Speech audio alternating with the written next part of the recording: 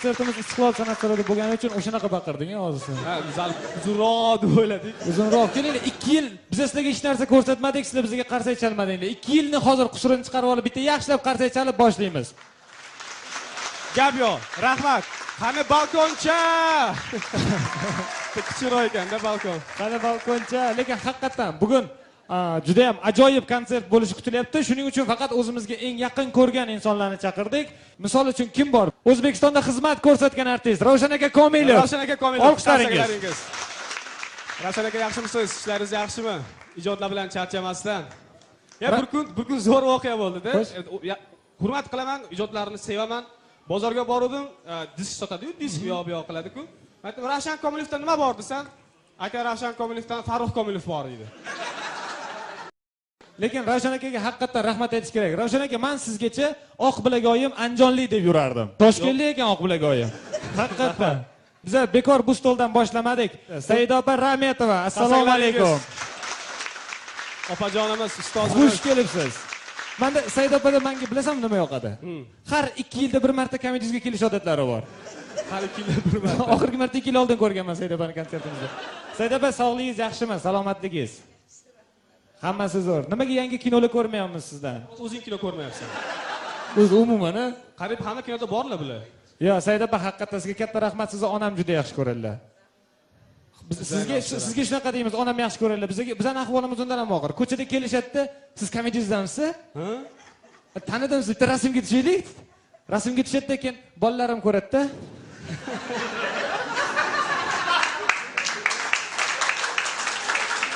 Hozirgi kunda eng zo'r aktyor kim degan savolga Leonardo DiCaprio deb javob bergan holda Bobur Yo'ldoshev. Marhamat, Bobur aka. Assalomu alaykum. Assalomu alaykum. O'zingiz yaxshimisiz? Tinchmisiz Bobur aka? Rahmat, baxtliman. Hurmatga sazovor insonsiz. Rahmat. Ijodda qanaqa yangilik, qanaqadir yangilik bordir, hammaga aytmoqchi bo'lgan. Eng yaqin chiqadigan kinongiz qaysi mana yaqinda chiqib qoladigan? Oy, не знаю. Не знаю degan film, ruscha film. Yo'q, mana haqiqiy aktyor, bilmaydi. O'zbekistonda xizmat ko'rsatgan artist Sardor Rahimxon. Assalomu alaykum.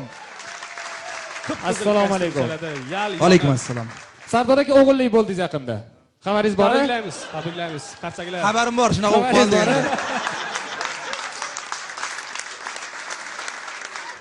Ana endi bevosita bizning 2 yillik pauzamizga sababchi bo'lgan insonlar emas-u, lekin hozirgi startimizga sababchi bo'lgan Dinay savdo belgisi bizani qo'llab-quvvatlab turgan, bularga chiroyli qarshi chalsak, hozir Comedy.uz rezidentlari chiqishlarini boshlashadi. Sizlarga yaxshi kayfiyat tilaymiz va navbatni bevosita ajoyib juftlik Nobel juftligiga beramiz. Marhamat.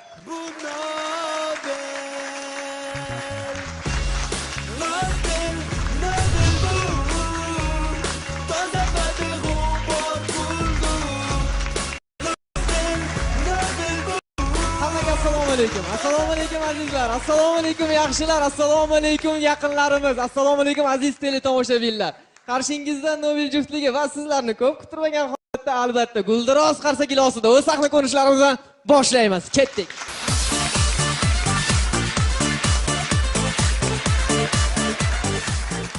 Bizning ilk sahna ko'rinishimiz, demak tasavvur qilamiz, 2 massaj ustasi agar ko'chada ko'rishib qolganda qanaqa bo'lar edi? Yo'q, yaxshimisan, yaxshimisan, charchamasdan, uychilar xonadonda tinchlik xotirjamlik, yaxshimisan, yaxshimisan, yaxshimisan, nima qilursan, yaxshimisan, o'zing yaxshimisan, qalaysan? Ha, bu uychilar xonadonda. Ha, mana qilursan. Ishim bo'yicha mashina olibsan, ha, mashina oldim. O, yaxshi, zo'r. Mana qarab, bir haftaga berib tura olmaysanmi? Yo'q, berib tura olmaysan. O'ylab beraman. Rahmat.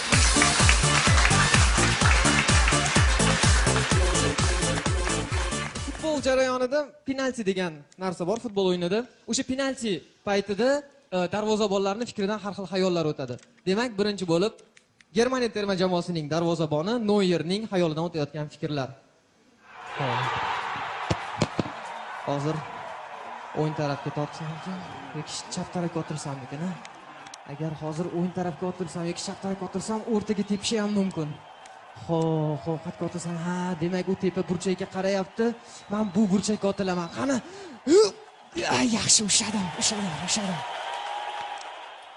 Azizlar, o'zimizning ayrim darvozabonlar ayolidan qanday fikrlarni o'tkazadi?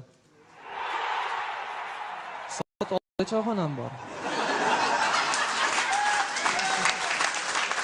Xudo taraf to'yga chaqirgan. Uning ustiga og'aynim uylanyapti. Qaysi biriga borsam ekan?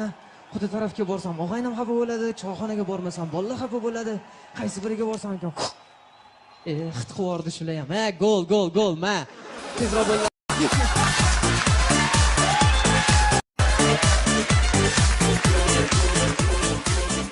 Azizlar, qarshingizda Nobel juftligi bo'ldi. Barchangizga e'tiboringiz uchun rahmat.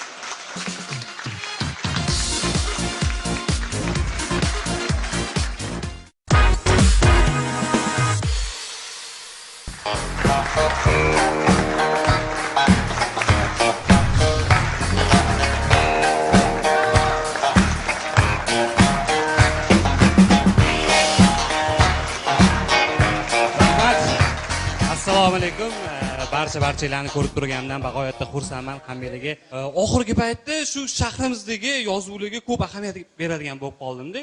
Mana shu yozuvlarimiz har xil tushunarsiz, bir ma'nosizmi bo'lgandek ko'rinyapti.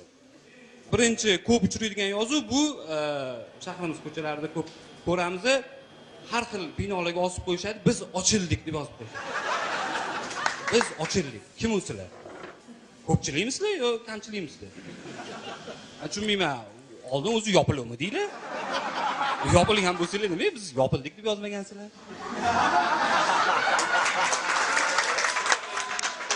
Undan keyin hozir ommalashib borayotgan yozuv bu do'konda kamera ishlayapti. Har tugur nimadir ishlayotgan ekan bu do'konda, azizlar. Yo, agar terminal ishlaganda kamerani ishlagani ham kerak bo'lmas edi o'zi. Keyin restoran, kafelarda bir yozuv bor. Bu yo'qolgan narsalarga javobgarlikni olmaymiz deb tegi kim olganini ham yozib qo'yishadi. Hurmat bilan ma'muriyat. Keyin shahrimiz go'zallashib boryapti. Chiroyli biznes markazlar ochilyapti. Mana shu biznes markazlarni, chiroyli binolarning oldiga borsangiz, yaqinroq borsangiz, bitta yozuv turadi. Begonalar kirishi mumkin emas. Nima endi, bu yoq faqat qarindosh uruvchilik. Undan keyingi yozuv bu avtobusda yo'l kira haqqini o'z vaqtida to'lang deb yozishadi-da, vaqtini yozib qo'yishadi. Qanchadan beri men bilmayman qachon to'lash kerakligini. Har xil san'atkorlarimiz yil davomida konsertlar berishadi. Mana shu konsert e'lonlariga ahamiyat bergan bo'lsanglar, palonchi kunlari, palon joyda konsert deyishadi. Bir chekkasiga fonogrammadan foydalaniladi deb yozib qo'yishadi. Men o'ylayman, bular dazmoldan foydalanadi deb o'ylayman.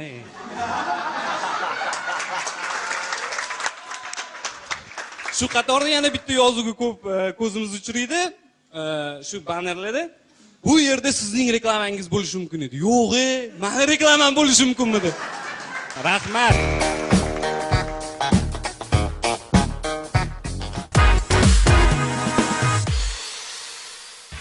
Rasul 24 o'ziga o'xshagan suyukli yor topdi.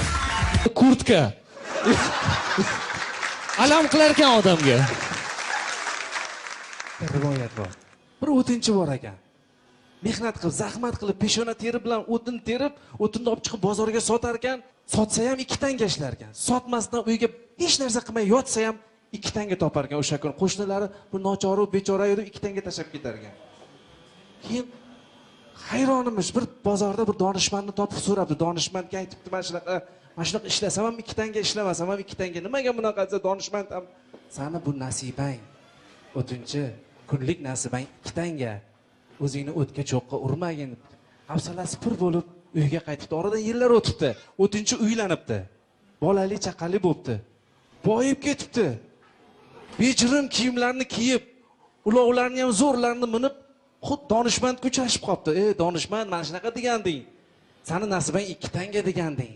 Mana ulovlarimga qara, minib yurgan, kiyib yurgan libosimga qara. Desa donishmand aytibdi, "Bu sani oila bolalaringni nasibasi, sani nasibang 2 tanga" degan. Azizlar, bu gap bilan nima demoqchimiz? Endi Comedy Uz to'yliga 2 barobar qimmatga chiqadi.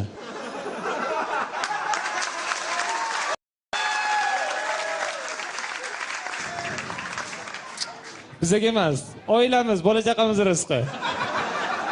Azizlar, keyin oxirgi paytda ko'pchilik bizga shunday savollar bilan murojaat qilyapti. Comedy.uz bo'ladimi? Comedy.uz davom etadimi degan. Comedy.uz davom etadi azizlar. Rahmat. Rahmat. Sog' bo'linglar. Sizlar Omon bilan bo'linglar. Comedy.uz rezidentchalari bo'ldi. Rahmat.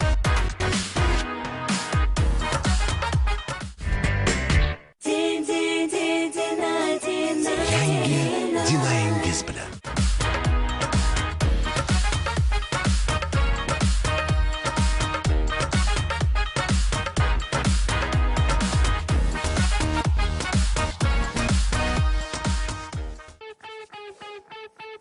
Bilasizmi? Siz kutgan oylar juda ham yaqin. Chunki hey, to'xta! Kayfiyatingiz maksimal darajaga ko'tarilishiga tayyor turing. Sizni mening yurtim bo'ylab mo'jizaviy sayohatga taklif etamiz. Qahraton qishning muzdek havosi sizning bayramona kayfiyatingizga umuman ta'sir qilmaydi. Ishoning, bayram kunlarini faqat sevimli kanalingiz bilan hamrohlikda unutilmas tarzda o'tkazasiz. Yangi yil ayyomiga bag'ishlangan sovg'alarimizga hali kech ketasiz.